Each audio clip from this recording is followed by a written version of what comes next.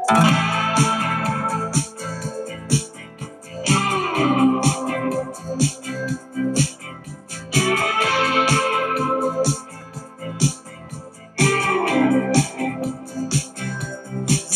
have been building for quite some time. Felt it in my spirit. 30 seconds, so at 30, and yeah. I saw the sign. Hello and welcome to our show. Hi, I'm Annie Mack. I'm Vangie Castro and we are 2POC2QUEERS. So this week we are discussing tone policing, but before we start discussing that, we wanted to give a little bit of a brief disclaimer or a better description about what this show is all about. And mostly just it comes from my conversation with Annie, and Annie really want to kind of talk a little bit more about the intention of this show. Right. One of the things, and we're just going to get into all the things. I don't know why I feel like this is some swirly magic. Okay, thank you. And so tone policing, I think, is going to cover a lot of different topics, but with that being the heart of everything. So one of the things that is really important to me is that I'm curating spaces, safe spaces for Black and Brown expression, creativity, pursuing joy, and things of that nature. And so it falls under healing justice. And I really have a heart for that, especially where I'm at in my life. I am a midlife mother, Black mom, queer mom. And so I realized that I'm just in a space now where I feel like I have a desire to be liberated in every aspect of my life, whether that's coming from under the oppression of living in a society that does not fully recognize me as human or respect me, or even the things that I put on myself, like oppressing myself just to survive. So it's like, I went to a party last night, and this gentleman, and he was a Black gentleman, African-American, and, we're making small talk, and he said to me, he said, "What do you do?" And I thought about it and I said, exist, live. Because I was like, I'm going to start not responding. Of course, he was looking for the traditional, What do you do for work? And then he was hip. How do you pay rent? And it kind of came across a little snarky, but he was hip. He was very quick. He said, "Oh, what you do doesn't define who you are." And I said, "Let's talk about it." Mm-hmm. And so we ended up having a really beautiful conversation of just like, where am I at in my life? Where I'm just like, you know what? I want to talk about what defines me, the pursuit of joy. What defines me, being liberated. What defines me, going into spaces authentically and not feeling the need to put away and to hide myself and to offer myself up in bits and pieces or dimensions, So it was a really great, just kind of like, it was beautiful that he was able to receive it and then exchange that energy and just kind of process that. So it was pretty cool. So for me, so the topic of tone policing, why we're talking about it this week is something has happened in the community that I wanted to address in regards to tone policing, especially from leadership, both people in power positions of power, in companies, agencies, also elected officials, government agencies. At the same time, it also helps to illustrate a lot of the things that I have experienced in this city, in Rochester, when it comes to how I've done a lot of DEI education. And I've been doing diversity, equity, inclusion work for over 15 years. If you're including the time I've been doing advocacy work since high school, that would be over 25 years. So I am pretty well versed in creating curriculum, doing all the trainings and facilitations, small and large groups. And so I've been doing this work for a long time. And what I have learned over time is that it is garbage if it is not actually utilized, if it is not actually seen as useful, as it's not actually seen as something that people really want to incorporate and do in their day-to-day lives. Because a lot of DEI trainings are focused on white centeredness, right? And when I was initially going into my professional career of diversity and equity work, my boss would tell me, we want to make sure that we bring people with us, that we don't want to make people too uncomfortable, because if they're too uncomfortable, then they won't hear the message, that we'll be just preaching to the choir. And that I have to meet my oppressors, meet Nazis where they are. So, right. But after a while, I realized, and I was like, I don't know, that doesn't sit right with me. Like, I feel like I really disagree with that, and that is because I do not need to create safe spaces for my oppressor. I do not need to forgive my colonizer. That's not my work to do. My work is to heal from my trauma. Look out. That I have experienced and I have lived, and this body has been constantly berated by bias and discrimination just because of the body that I live in, the body I exist in, that I am constantly fighting to feel self-worth. Because and the gaslighting, like the amount of gaslighting that we live with, and the guilt, like you're not doing your part. It's like that we're not doing enough. We will always have to cross an ocean while, these other individuals who choose to stay in their ignorance, and they choose, they just get to tiptoe, and put their foot in the water, maybe a pinky toe. Meanwhile, we're like, encouraged to jump in and to do the work and to make up the difference. And that's not our job. That the work of ending racism is all people of color's job. Right. The end of the ending discrimination for people with disabilities is put upon people with disabilities, or that it's immigrants' faults for being in the situation that they're in, and that it is always the marginalized people's fault. And somehow they have to solve their own problems of being oppressed, or their own, that basically the colonizer never takes responsibility for actually raping and pillaging and destroying communities.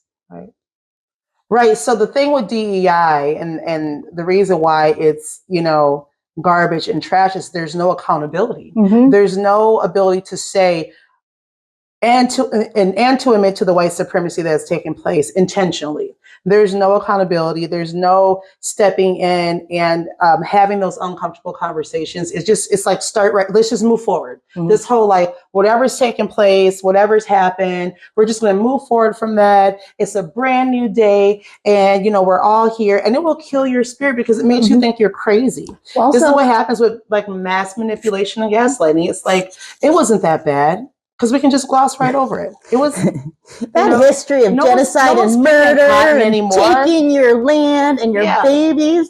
It wasn't. That's not so bad. We don't even need to teach it in American history. You need to get over it. That was so long ago. Slavery was. Like, how long are you going to hold a grudge? Come on now. I didn't do it. I wasn't there. Mm-hmm. It's my favorite. Not like that. Where basically like banning trans people from existing and not allowing drag folks to have like fabulous brunches and reading to children and, in beautiful gowns, like, blatant discrimination and basically like freedom of speech and expression that people don't even understand. They don't see the blatant discrimination that is happening right now. Right. And just like allowing folks to just talk about it like this is okay. Like, oh, well, that's just how they feel. Like they're trying to protect their children. Protect your children from what? From what?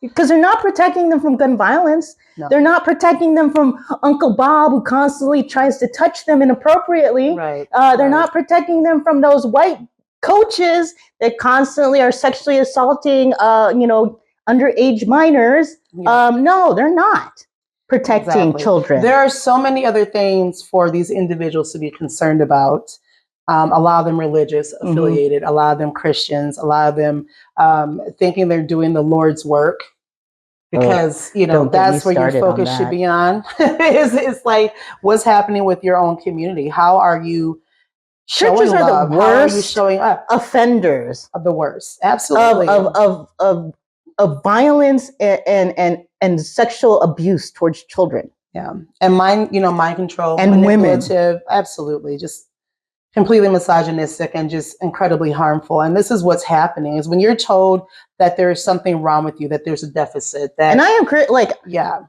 I'm Christian, and Annie Matt, we both love Jesus. Yeah. We recognize Jesus. I recognize Jesus. However, I've been liberated from the church, and I believe that there's still spirituality. Mm-hmm. There is a movement right now that we were sold as younger Christians, ideal Christians who were not doing the work of it, really examining spirit, really examining, like if there was ever a spiritual entity that would be non-binary, it would be God. And that makes complete sense.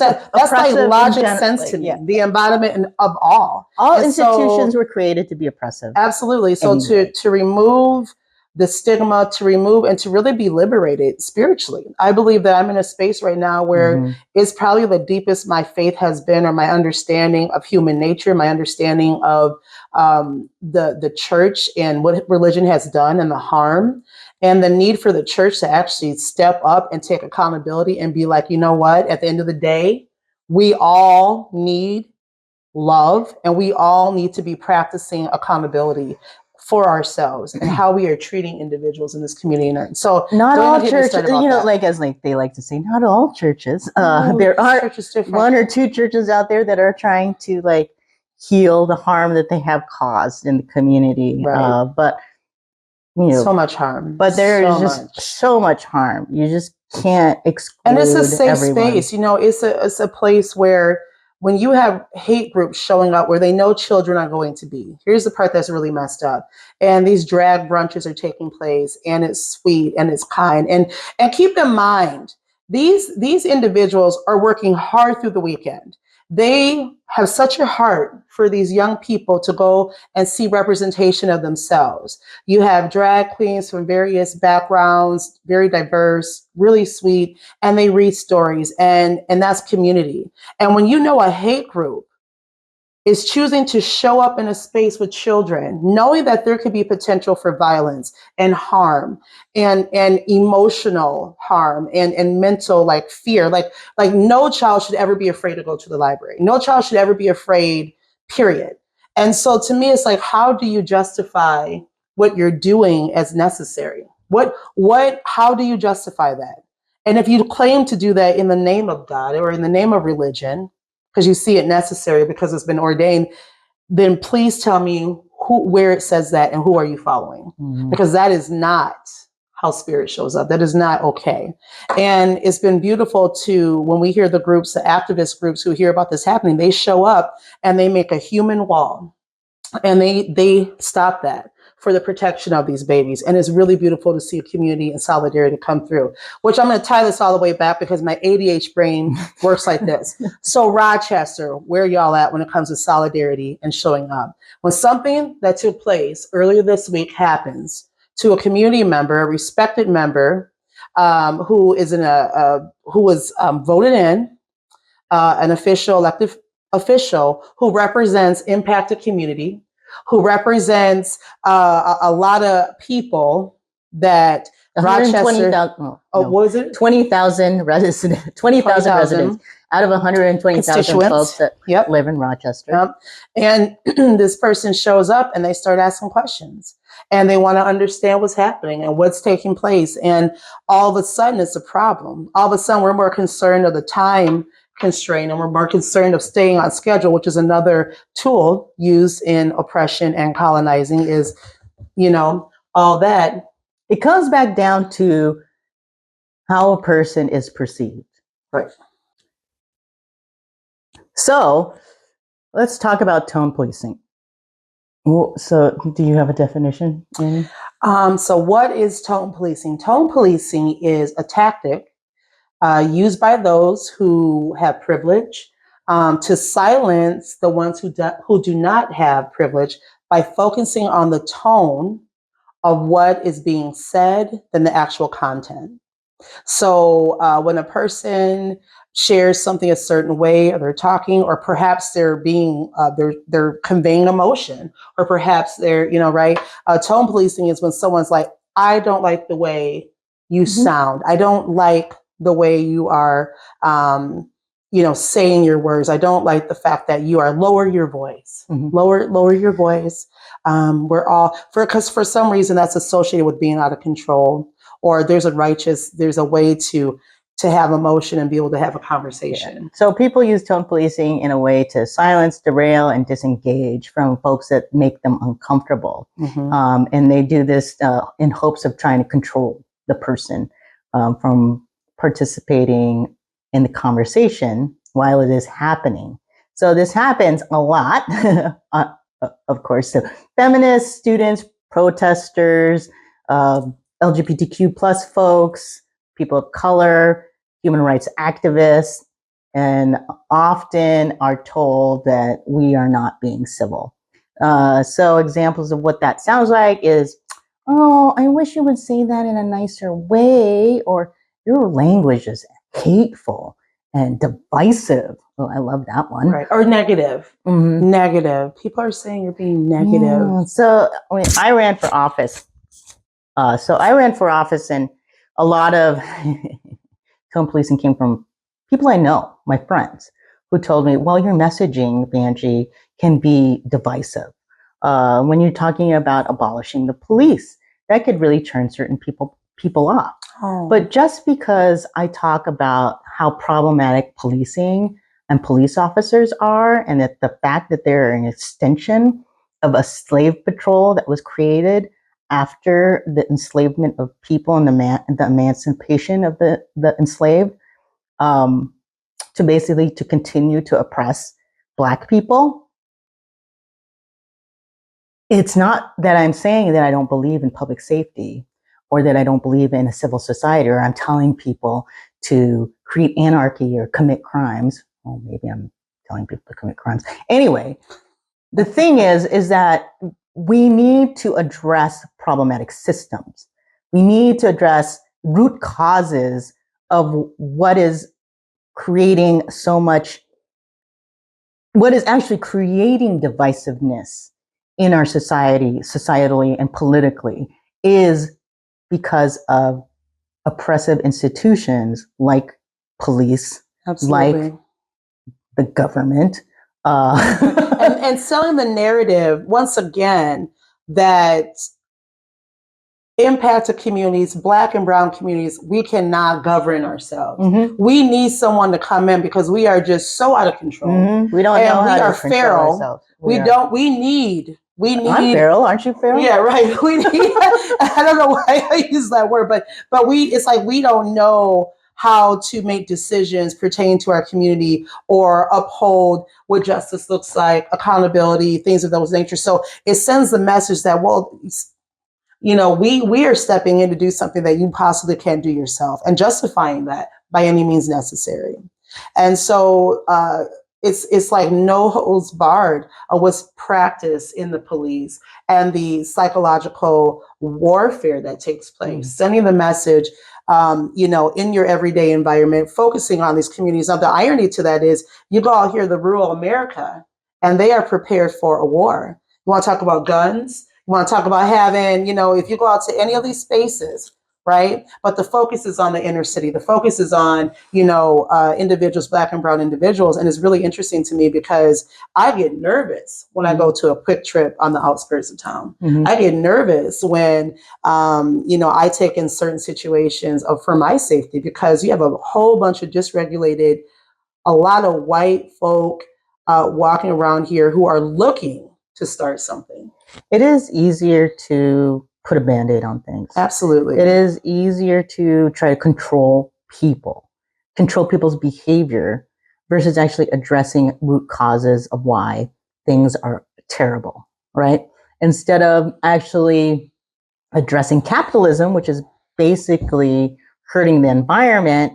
Capitalism which creates a caste system in our society, capitalism, which basically creates poverty because it lives on exploitation, it thrives on exploitation of people. We want to address the fact that poor people or people who are unhoused or people with mental health issues, they're the problem, and that we need to find a way to do something about them, Right. you know, Right. other than providing secure housing or secure jobs or secure food sources of food, or basically providing mental health supports or Right. providing health care, providing things that actually would create a safer community that For would really create public for safety. everyone, and not upholding one person's value over the other. Mhm. You know, so and so who lives out here who is married to a physician or perhaps themselves has a really great job and they fall into depression, they have mental illness. It's completely different. We romanticize those situations. We would rather invest $90 million into policing than $90 million into mental health, right? Into addressing mental health crisis. Right. Because sure, you know, some people fall into a category where they will become violent. But for the most part, most people are just having a really bad day and don't know how to deal with it. But it's the they don't have the supports, right?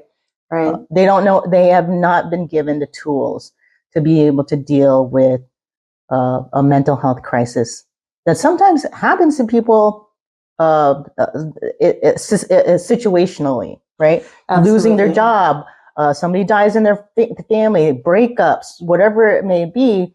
Not everybody is just like all of a sudden snaps. Something triggers folks to do things that may be acts of criminality. And then once again, you know, tying in even racism being declared as a public health crisis.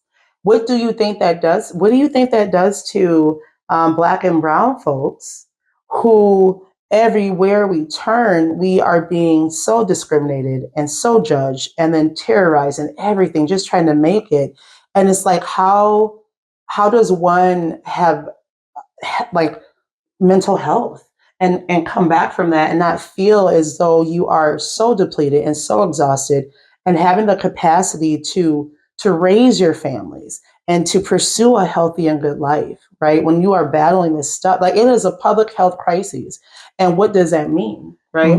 And when a big part of the problem is being literally policed and watched and harassed, and then we're expected to the very same space that does not hold our life and value. We're expected to go to them, or right, and to get what humane treatment.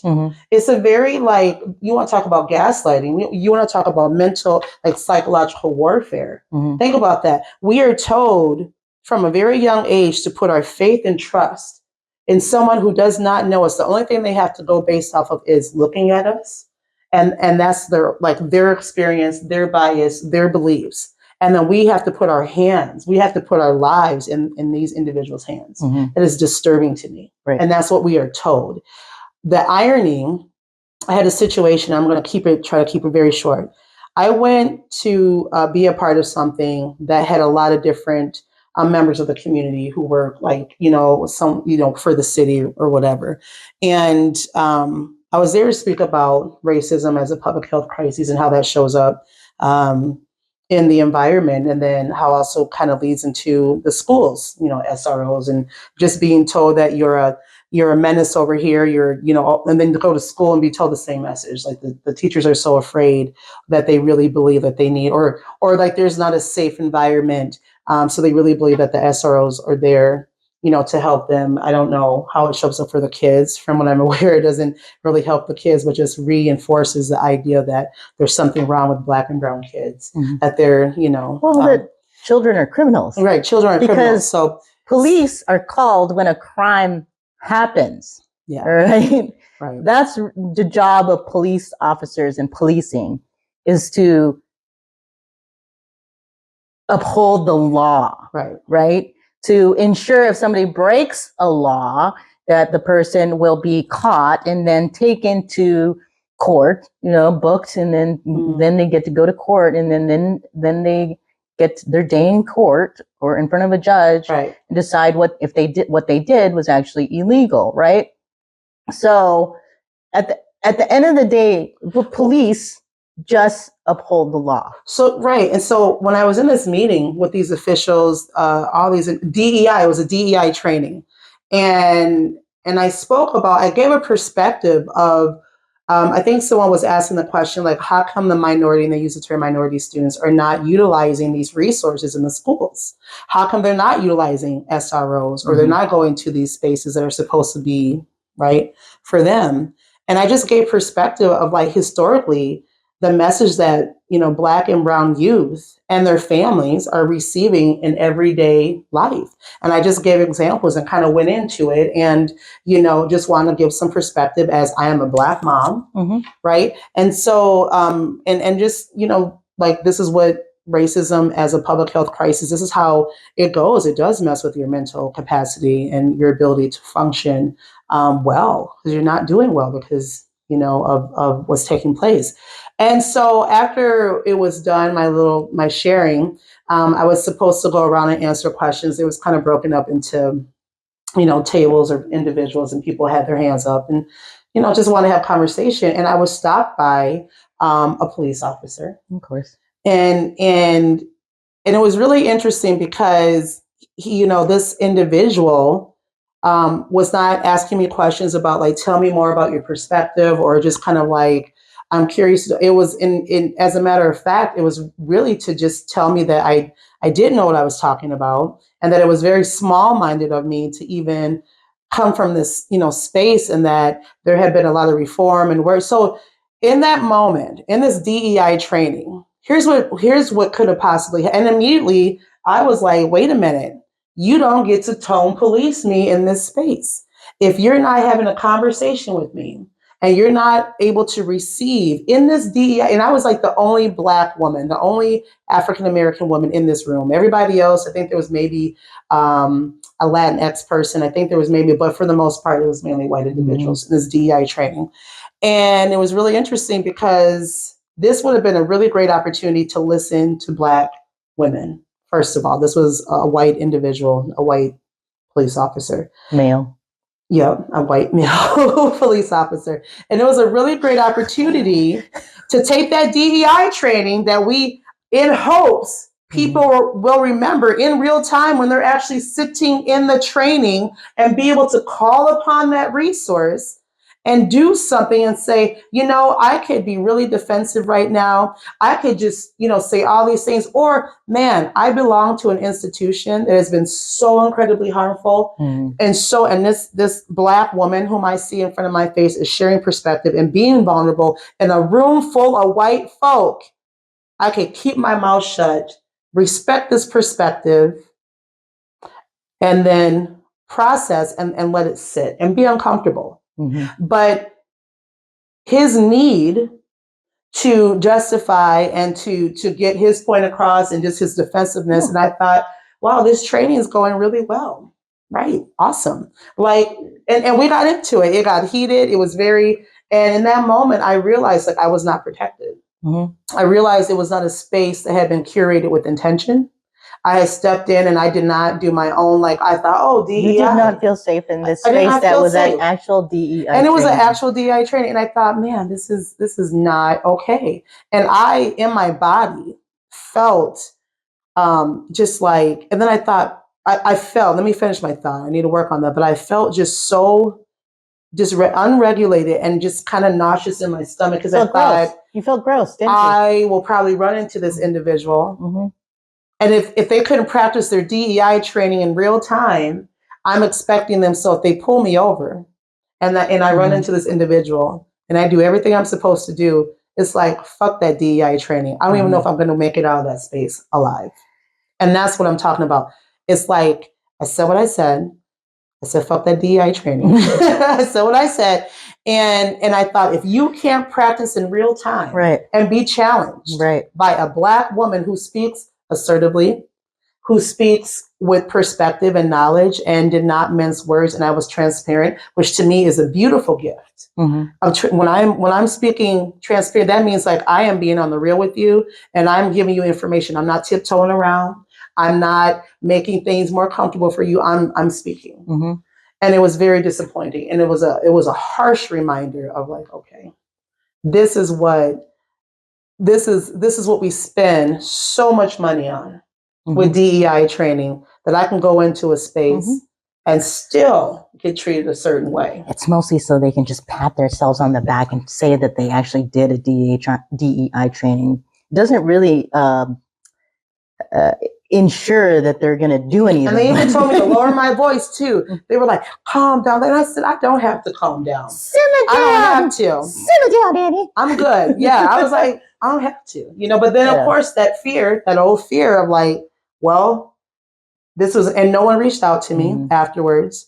There maybe one person, maybe I got an email from one person who was like, we hope to see you again, but no one reached out. Like the depth of what had took place was something that really, it really hurt me.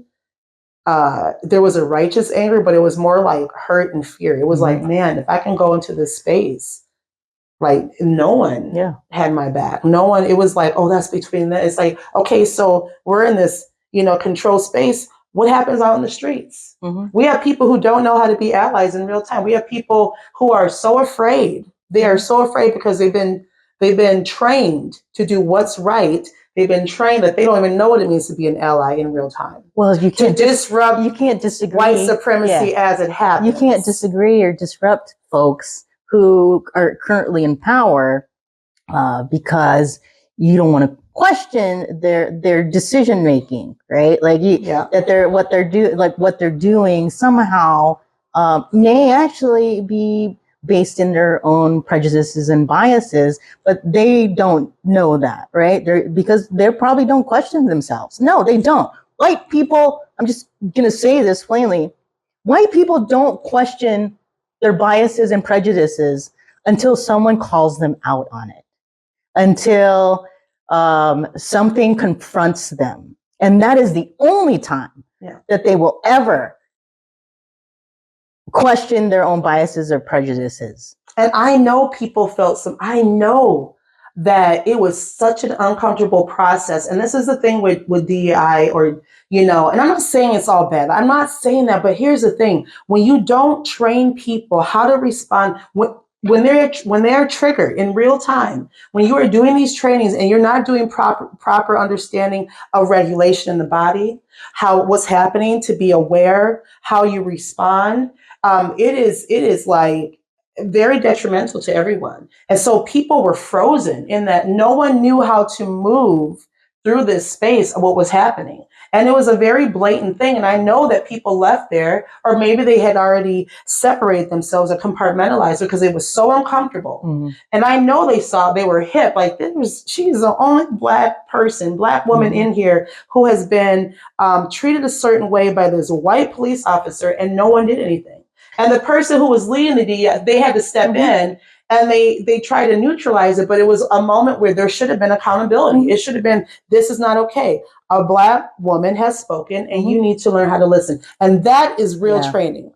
That is how you change and you challenge somebody to use and say, okay, what could you have done better? As a person who is in the position of the majority, tell me some things that could have went down a lot better. That's how privilege shows up, is that I have probably been offended, discriminated. People have said things to me that were probably so awful, and then I had to stand there, sit or smile at them and take it because, most likely they were white folks in positions of power who just got to decide either if they were going to give us funding, if they were going to give me a raise, if they were somebody that was an organization or an individual that was working with an organization, or somebody that we needed a favor from for if it was for lobbying or whatever it may be. And that's how privilege shows up for people, is that I am constantly bombarded by discriminatory statements and that I have to be okay with it. But then when I say something like just calling something out, just basically bringing receipts of like, I just wanted to let you know that what you said is really offensive to me, that usually a white individual will say, oh, I didn't mean it, Vangie, and I wasn't trying to offend you, and blah, blah, blah, blah, blah, and just coming up with 1,000 different excuses of why they said what they said, instead of really just hearing what I said and stopping and just saying, I can see where that could be offensive for you. I apologize. Please tell me more. I want to learn. Right. I want to be better. Right. Why is that so hard? Like, right. To validate your perspective. To validate me, to validate the fact that that I do experience discrimination regularly. So I know what that looks like. I know what that feels like, and it feels awful. So the idea of oppression, what oppression feels like on the regular for us, is just this heaviness, this burden of like, when I walk out the door, like, what am I going to experience today? Right. Like, and so the way that I try to live in the world and not let shit get to me too much, right, is mostly I just live in a world of sheer make-believe. Racism, schmacism. Racism doesn't exist. Homophobia, what's that? Like, pour another one. Mm-hmm. Yeah. Discrimination. Yeah. Right. That was so long ago. Give me a cocktail, please. Seriously, like, right? Like, that's really like the only way that I can basically get through the world without losing my damn mind, is trying not to see all the awfulness that is happening constantly around me, that my rights are constantly being attacked, that my body is constantly being like legislated against, that the way that I dress somehow is offensive to people, that who I love seems to be a problem to someone. And then when you're told to play the game. Oh, I play the game really well. Oh, when you're told to play the game, but you know the game was never set up for you to win. Yeah. The goal is constantly just enough. So when people say that to me, the goal is being moved constantly. Yeah, and when you see a person who's been playing the game finally hit the wall of how far they're allowed to play, it's devastating to watch, but it's almost like a necessary part, like, of the refining of stepping into the fire, a liberation from the bullshit. So it's like we all go through different, I think, as Black and brown people, I want to speak for myself, but there is this movement, like this liberation, and some people get to it sooner, but you realize, like, you have been working in corporate, you've been, the right Black woman and the right Black man, or the right Filipino or the right gay or whatever, you've been the right person for so long, to what cost? And you start taking your shit back. And you start showing up authentically, and you start speaking and saying things that you know will not bring you into a space of being liked, or you start to get a piece about not being liked, because then you have to sleep with yourself at nighttime. We have to live with ourselves. So if I continue to walk in this space of trying to be liked and trying to play the game and laughing when I really want to break down and cry. Like, I wanted to leave that. I wanted to run away from that room and go. I had to lay down. I actually had to leave that space and process. And then I was looking over my shoulder when I was driving to the store. You had to go into the corner and rock back and forth. And I had to get into a space of, like, I did not feel safe. I was very afraid. It took me a little while. I got very nervous, right?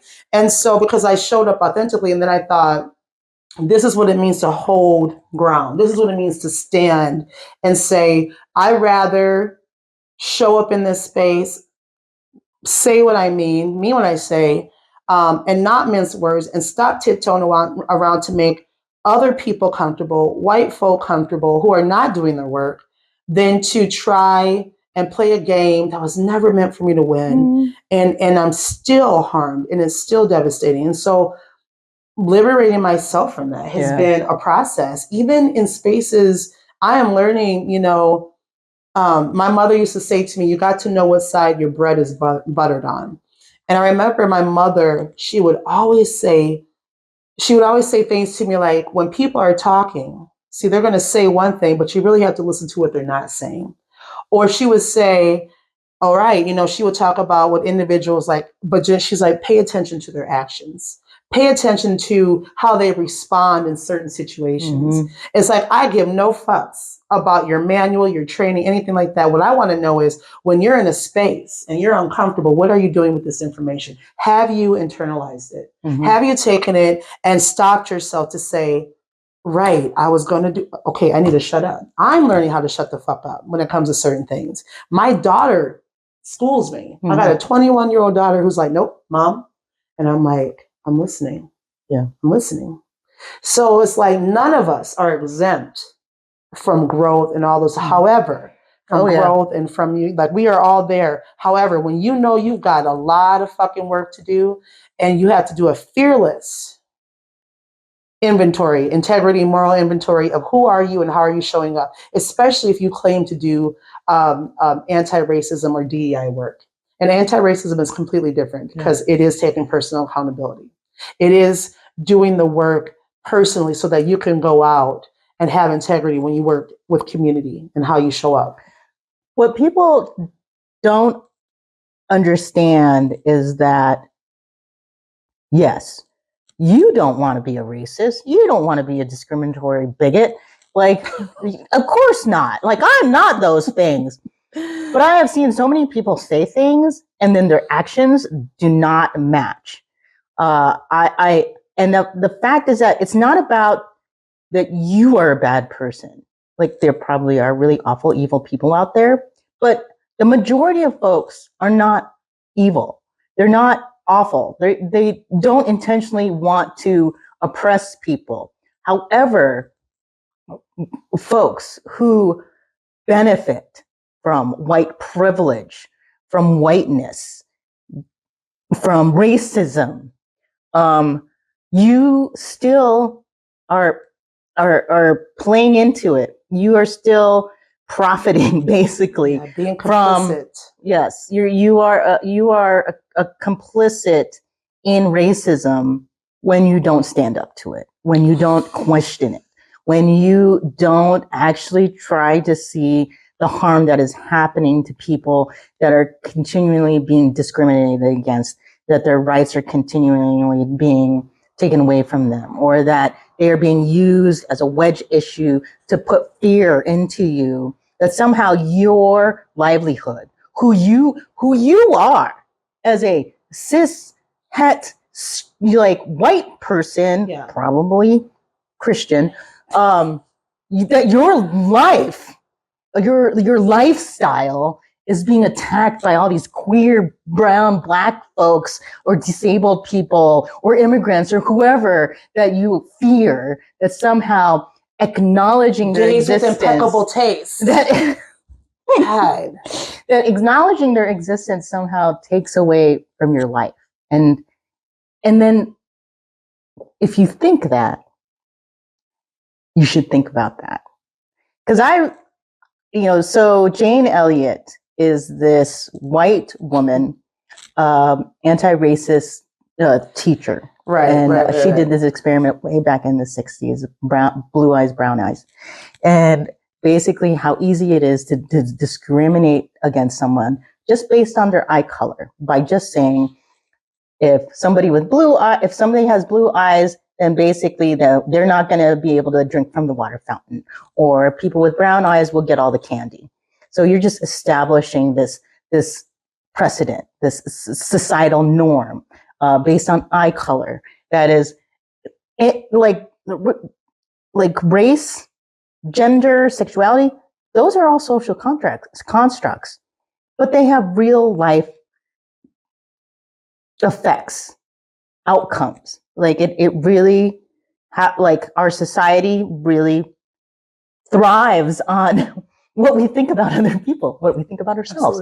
And we love cosmopolitan, we love getting behind something that looks really good and is for like the elite. It's like, when people went to the march, the women's march, it was, they wore the vaginas on the head.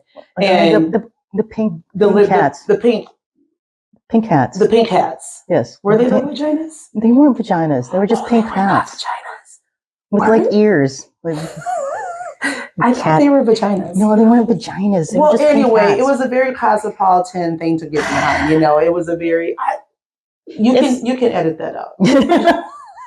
Probably, I probably won't. It's a lot more. It's a lot more like, oh, women and feminism and we're not going to take it. But you talk about anti-racism. You talk about white supremacy. You talk about white feminism is different from it's completely different. But anti-racist feminism. True. We are not going to argue about who gets to be oppressed or who gets the money. That's not what it's about. Okay. I digress. I apologize. I don't know what happened. I don't want to do that. Like I don't want to divide the marginalized, right? Right. We're not trying to divide the marginalized. No. What we're trying to do is trying to get people to understand that like when I talk about DEI light is stuff that people are like, oh, I can do that.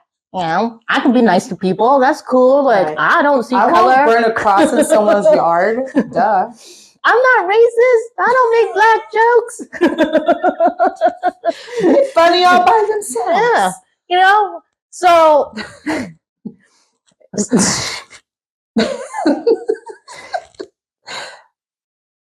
anyway, so it was very profound.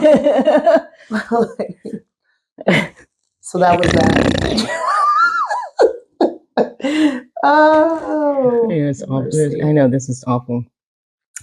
It just makes it seem like all the work that I did, it just seems like it made no, like it was useless. Like it just felt, like what was the point? And I thought about this the other day. I was like, just really thinking about what the work that I've been doing in my life for like basically 2 decades. Where has it really done anything? Has it really changed anything? And I just think about the kids. And when I used to go into classrooms and do workshops, anti-bias, prejudice reduction workshops, and I would talk about race and racism. And I knew that one time I would come into a classroom to talk about that was probably the only time that those kids ever talked about that stuff. So yes, I was teaching critical race theory in schools. So come for me if you want. And I know that I had basically helped raise a woke generation in our Gen Zers. So yep, there you go. You're welcome. You want to blame the wokeness on the Gen Zers? You can blame it on me. You're welcome. Right? They needed it. They did. They do. Because I believe that young people deserved an opportunity. They deserved a chance to know that the society that they were growing in or that they were growing up in was not their creation. But they could be able to change it. Absolutely. Knowing that how all of this started is a social construct that we get to decide. That racism is basically not real, but the effects of it are real. And we can decide at any point to end it by just not allowing ourselves to play into all of these roles and expectations that we have to live up to as Black and brown people, as Indigenous folk, and that we have to continue to oppress and colonize people to get ahead in life. That capitalism needs to continue on, and it doesn't. Because there was a time that we actually lived under kings and queens, right? And we don't anymore. And democracy is not reliant on capitalism. Yeah. Yeah. It's not. No, it's not. So, I find myself being overly militant, unnecessarily sometimes. I once again was at this really sweet birthday party for a friend. What does it even mean? What does fight the power even mean? It's fight the powers that be. Fight the powers that be. You gotta fight the powers. Chuck D. Chuck D's a mastermind. Very, very intelligent man. Break it all down. But that was like in the 80s, and we're still trying to. Yeah, right. Still fighting the powers everything that you need be. to know.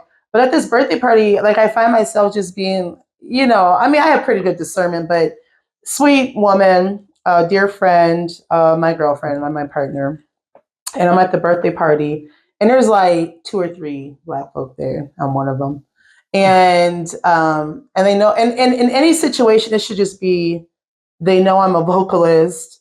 Well, you do, and they rented a karaoke machine. Mm-hmm.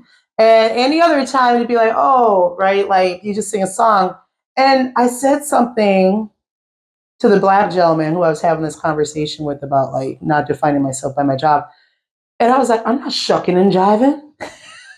And I was like, I ain't gonna be shucking and jiving for you. I was like, what is wrong with me? Like, that's what happens when you like go one side to the other. You get liberation. You're like, I'm not shucking and jiving. And I'm like, Annie won't even karaoke with me for fun. It is your dear friend. She is the sweetest. Yeah. That is not the intention. That is not. But she could totally sing Landslide really well too in karaoke. Well, sing what? Landslide. I think you could probably sing good. Do a really good rendition, karaoke rendition. I love that song. Yes. So but she doesn't think that she could do good karaoke. We need to. We'll have to go live from a karaoke spot. That'll be pretty dope. But no, so yeah, I had to check myself and be like, Annie, you have to get better discernment. But I was like, I'm not shucking and jiving for you. And she was just being sweet, like, you do sing, and you just sing, So I'm working on not. I have good discernment, but I don't know why I just feel this need to be unnecessarily militant at times. Well, mostly because I think that we are trying to get back to understanding our value. Right. That your value, you're a creator. The same as myself. I see myself as an educator, as a creator, in a different way. And then people ask me to do things all the time. Sit on a panel, right, and do some trainings, have some conversations with folks for free. And, I have thousands and thousands of dollars of education debt. And the expectation that my expertise, my decades of knowledge in my profession, in my field, is somehow just free. And so, and I've done it in the past because I believe education is important. I believe that for people to be able to evolve, they need to know and understand, and they have to have a foundation. They have to have the materials. They have to have the truth, right, to be able to move forward and make better decisions about how they're going to see themselves in their role in ending bias and discrimination in our community. However, I still want to value myself, and I still want to value my time. So I do consider like what as moving forward, how do I want to show up? How are we moving forward going to show up to show our value in community? Because we are valuable. We are important. Right.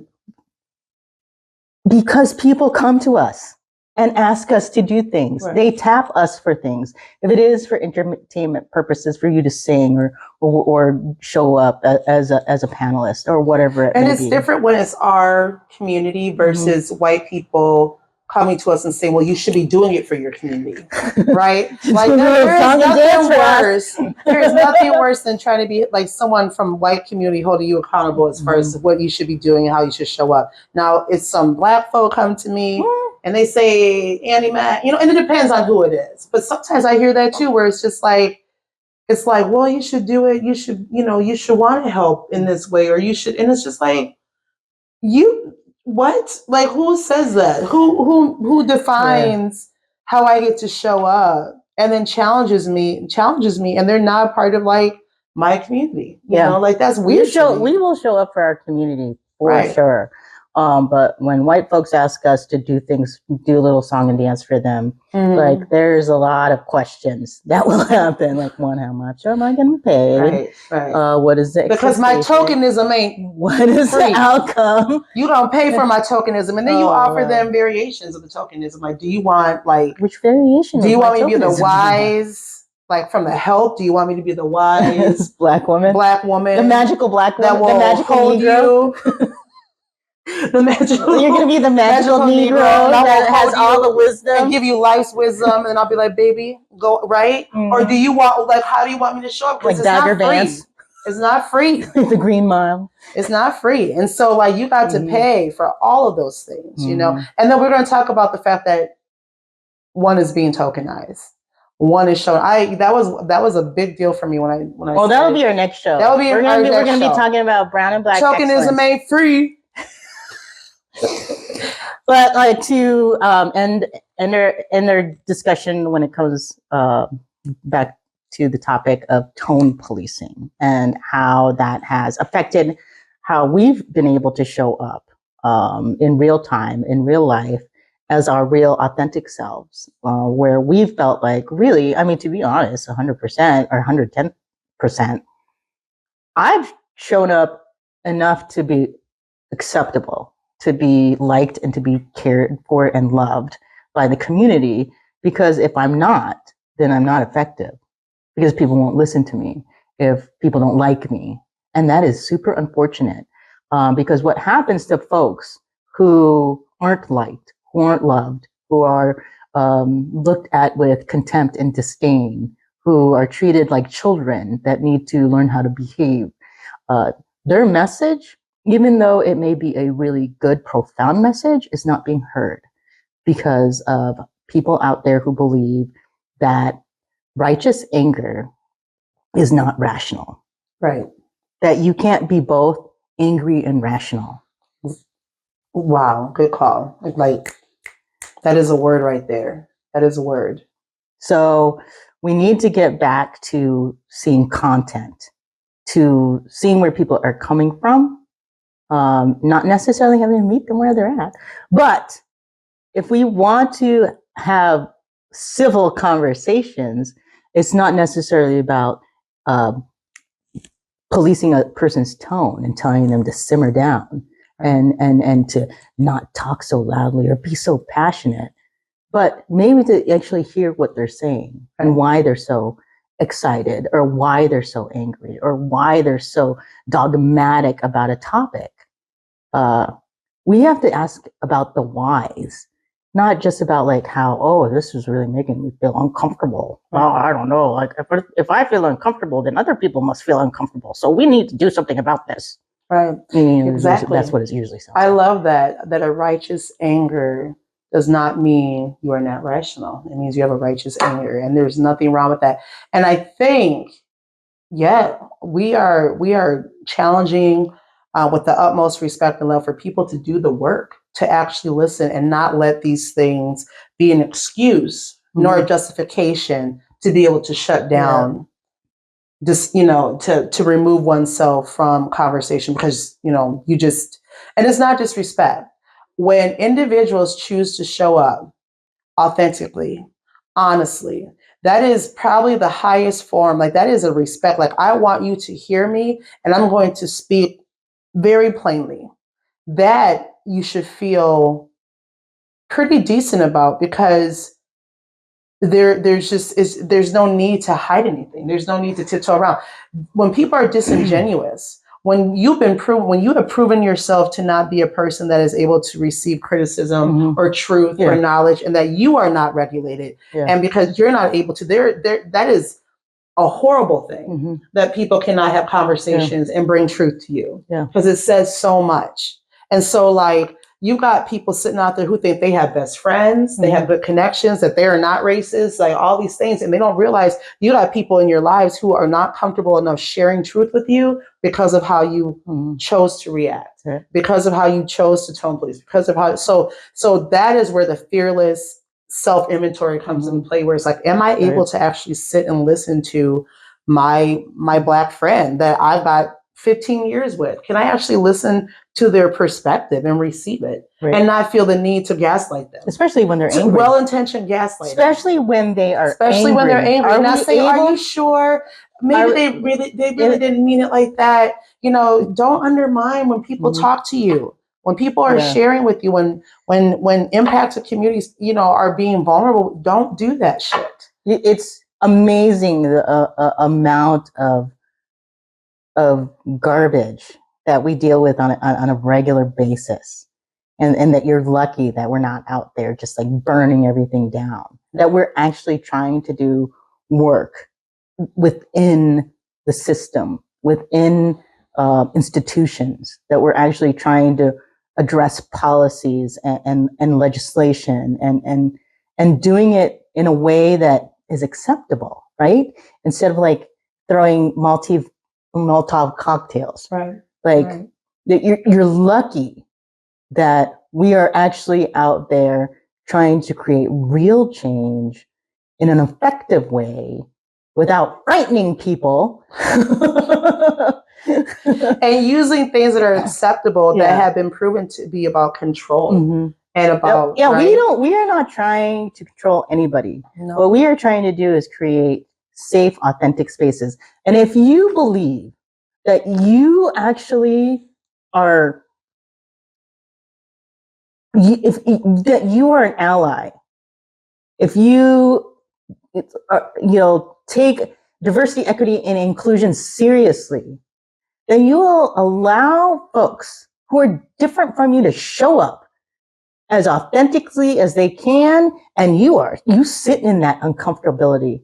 Like I sit in uncomfortability regularly. Yes. And my practice is being okay with that, because what that does, it stretches me. It helps me to grow, it pushes my growing edges to understand people on a different level, and also to create boundaries, to create compassionate boundaries with people, because some people show up all messed up.